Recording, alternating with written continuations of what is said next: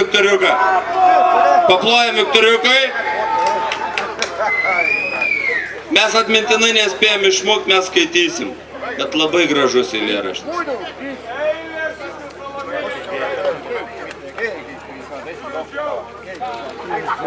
Šis tas iš lietuvių tautos klasikų Juozo Erlicko kūrybos. Pasaulio sutvėrimas. Žodžiai, kaip supratote, Juozo Erlicko muzikos nebus.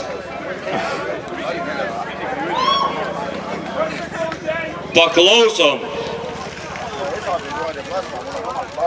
Tu matai? Aš matau. Tekėjo laikas kaip vanduo, ant kranto irklais mes mosavom. To laiko nieks netiduos, bet niekas ir nereikalavo.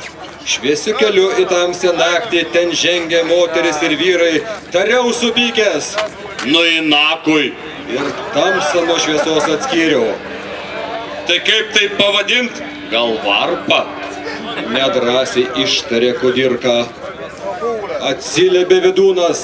Darko? Geriausiu atveju tai birka. Pasiūlė Mažvydas. Gal penis? Išėjo rimtesni iš menės. Ir kai atrodė viskas ribos, staiga Adomas tarė. Bybis. Menu ilgai tada galvojom, o kaip tą vietą pavadinti, kuri yra tarp damos kojų ir vyrui ir žvaigždynai spindi. Barškėjo žodžiai neįdomiai, sakytum stagarai į stiklą, bet atsistojo vėl Adomas. Tai pizda vadint pritiktų. Taip liko.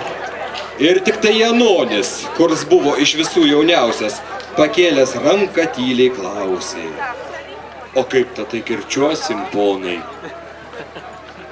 Ar antras skiemenį, ar pirmą, kad buduaros nesuklysti? Adomas kaip kirčiu nukirto. Ten nekirčiuot reikės, o pisti. Mes daugel metų santykiavom, tokie laikai vaikeli buvo. Besantykiaudams galą gavo ne vienas čia brangus lietuvis. Dabar jau niekas nebedrįsta naujajam mokslui prieštarauti.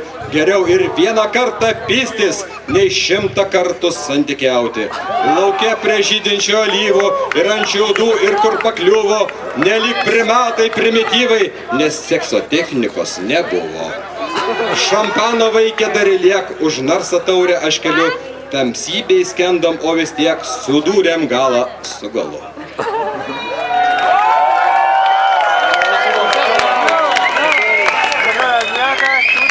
Kur jūs dar galite išgirsti eilėraštį nuo scenos, kuris visiems patiktų? Šiek tiek vėliau